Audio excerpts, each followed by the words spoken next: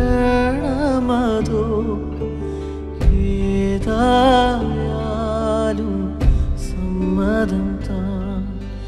കുശവൻ കയ്യിൽ കളിമൺ പോൽ ഗുരുവേ എന്നെ നൽകിടുന്നേ. അൻപിൻ രൂപി യേശുനാഥ, നിന്നിഷ്ടം എന്നിഷ്ടമാക്കാം. അൻപിൻ രൂപി യേശുനാഥ, നിന്നിഷ്ടം എന്നിഷ്ടമാക്കാം. കുരിശിൽ തൂങ്ങി മരിച്ചവനെ, എന്നെ തേടി വന്നവനെ, അൻപിൻ രൂപി യേശുനാഥ, നിന്നിഷ്ടം എന്നിഷ്ടമാക്കാം.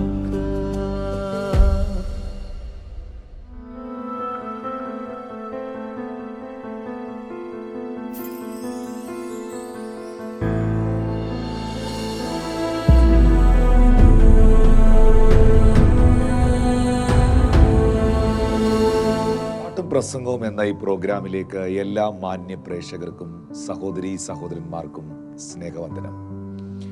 അൻപിൻ രൂപി യേശുനാഥ, നിന്നിഷ്ടം എന്നിഷ്ടമാക്ക.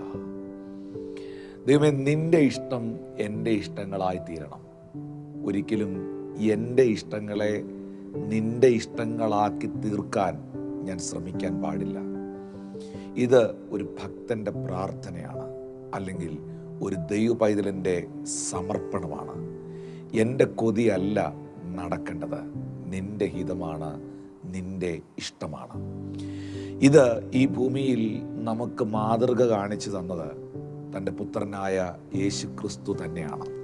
ലൂക്കോസ് 22:42 വാക്യത്തിൽ ഗെത്സമനയിൽ യേശു കർത്താവ് ദൈവസന്നിധിയിൽ പ്രാർത്ഥിക്കുന്നു, പിതാവേ, നിനക്ക് മനസ്സുണ്ടെങ്കിൽ ഈ പാനപാത്രം എങ്കിൽ നിന്ന് നീക്കണമേ, എങ്കിലും എൻ്റെ ഇഷ്ടം അല്ല നിന്റെ ഇഷ്ടം തന്നെ ആകട്ടെ എന്ന് പറഞ്ഞു. എൻ്റെ ഇഷ്ടമല്ല കർത്താവേ നടക്കേണ്ടത്, നിന്റെ ഇഷ്ടം നടന്നാൽ മതി, നിന്റെ ഹിതം നടന്നാൽ മതി എന്ന് യേശു പ്രാർത്ഥിച്ചു. കാണുന്നവരുടെ കണ്ണിൽ, നോക്കുന്നവരുടെ നോട്ടത്തിൽ പിന്നെ അങ്ങോട്ട് യേശു അനുഭവിച്ചത് സാധാരണ നിലയിലുള്ള അനുഭവങ്ങളോ പീഡകളോ അവസ്ഥകളോ അല്ല. മൃഗീയമായ നിലയിൽ യേശുവിനെ അവർ പീഡിപ്പിച്ചു. വസ്ത്രം പറിച്ചെടുത്തു, ശരീരം അടിച്ചു തകർത്തു, മുൾക്കിരീടം തലയിൽ വെച്ചു, കാർക്കിച്ചു തുപ്പി.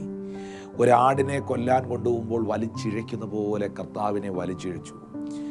പല പല കോടതികൾ മാറി മാറി വിധിച്ചു. 2 കള്ളന്മാരുടെ നടുവിൽ 3 ആണികളിൽ മേൽ യേശുവിനെ ക്രൂശിച്ചു, പരിഹസിച്ചു, വിലാപ്പുറത്ത് കുന്തം കൊണ്ട് കുത്തി.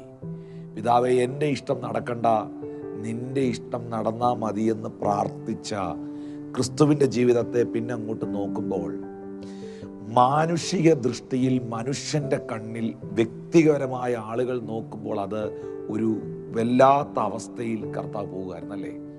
പക്ഷേ അവിടെ സർവശക്തനാകുന്ന ദൈവം തൻ്റെ പുത്രനെ പദ്ധതിയിലേക്ക് നയിക്കുകയായിരുന്നു. യേശു ക്രൂശിതനായത് സ്വന്തം ഇഷ്ടത്തിലല്ല, ദൈവ പദ്ധതിയുടെ പൂർത്തീകരണമാണ്. യേശു അടികളേറ്റത് പ്രവചനത്തിൻ്റെ നിവർത്തീകരണമാണ്. യേശു അനുഭവിച്ചതൊന്നും യേശു ചെയ്തതിൻ്റെ ശിക്ഷയ്ക്കല്ല, യേശു പ്രവർത്തിച്ചതിന് പകരമല്ല. എൻ്റെയും നിങ്ങളുടെയും പാപത്തിൻ്റെ, ശാപത്തിൻ്റെ, രോഗത്തിൻ്റെ ശിക്ഷ അവൻ വ്യക്തിപരമായി ഏറ്റെടുക്കുകയായിരുന്നു. ബൈബിളിൽ യേശു കർത്താവ് എൻ്റെ ഇഷ്ടം നടക്കണ്ട, നിന്റെ ഇഷ്ടം നടന്നാൽ മതിയെന്ന് പ്രാർത്ഥിച്ച ആ പ്രാർത്ഥന മാനുഷിക കണ്ണുകളിൽ പീഡനങ്ങളും ദുഃഖങ്ങളും രോദനങ്ങളുമായി തീർന്നെങ്കിലും, ഞായറാഴ്ച പകൽക്കാലം വിശുദ്ധ വേദപുസ്തകം പഠിപ്പിക്കുന്നു, മരണത്തെ ജയിച്ച് ദൈവപുത്രനായ യേശു ഉയർത്തെഴുന്നേൽക്കുവാൻ ഇടയായിത്തീർന്നു. നമുക്കറിയാം, നമ്മുടെ കർത്താവ് രാജാതി രാജാവായി സ്വർഗാരോഹണം ചെയ്തു. ദൈവ പദ്ധതികൾ യേശു ക്രിസ്തുവിൻ്റെ മേളിൽ നിറവേറുവാൻ ഇടയായി തീർന്നു. കർത്താവെ, എൻ്റെ ഇഷ്ടം നടക്കണ്ട, നിൻ്റെ ഇഷ്ടം നടന്നാൽ മതി എന്ന് നമ്മൾ ദൈവസന്നിധിയിൽ പ്രാർത്ഥിക്കുകയും തീരുമാനിക്കുകയും ചെയ്യുമ്പോൾ പലപ്പോഴും പലതിനും നമ്മൾ വില കൊടുക്കേണ്ടി വരും. പല നഷ്ടങ്ങളും സഹിക്കേണ്ടി വരും. പല പ്ലഷറുകളും പല വ്യക്തിപരമായ സന്തോഷങ്ങളും നഷ്ടപ്പെട്ടെന്ന് വരും. പക്ഷെ ഇതിൻ്റെ എല്ലാം അവസാനം, ഇതിൻ്റെ എല്ലാം ഒടുവിൽ എന്ന് പറയുന്നത് ഒരു അത്ഭുതമായിരിക്കും, ഒരു ഡെലിവറൻസ് ആയിരിക്കും, ഒരു അനുഗ്രഹമായിരിക്കും, ഒരു ഉയർത്തെഴുന്നേൽപ്പായിരിക്കും, ഒരു മാറ്റമായിരിക്കും, ഒരു മാന്യതയായിരിക്കും. അതുകൊണ്ട് ഇന്ന് ഈ പാട്ട് കേൾക്കുമ്പോൾ, അൻപിൻ രൂപി യേശുനാഥ നിന്നിഷ്ടം എന്നിഷ്ടമാക്ക, കുരിശിൽ തൂങ്ങി മരിച്ചവനെ, എന്നെ തേടി വന്നവനെ എന്നൊക്കെ പാടുകയും കേൾക്കുകയും ചെയ്യുമ്പോൾ ഇത് നമ്മുടെ ജീവിതത്തിൻ്റെ അനുഭവവും പ്രാർത്ഥനയും ആയിത്തീരട്ടെ.